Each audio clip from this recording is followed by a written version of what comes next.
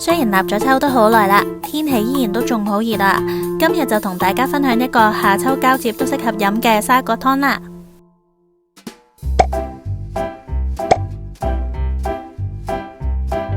沙葛性涼味甘，夏天食可以清熱消暑，秋天食可以生津潤燥。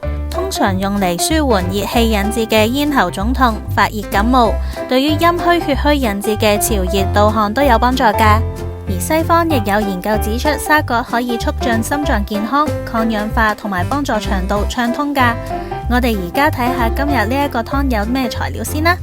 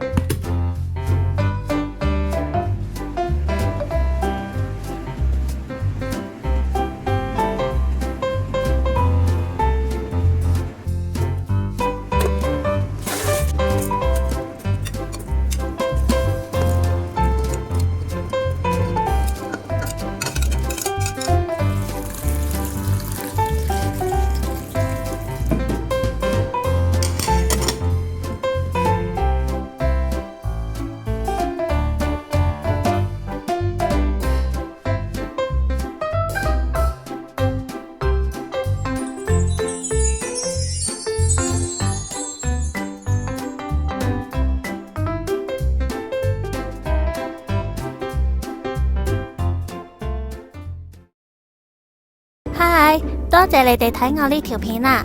記得俾個 like、訂閱我呢個頻道，同埋撳埋隔離個鐘仔，到時即刻通知你哋有新片出。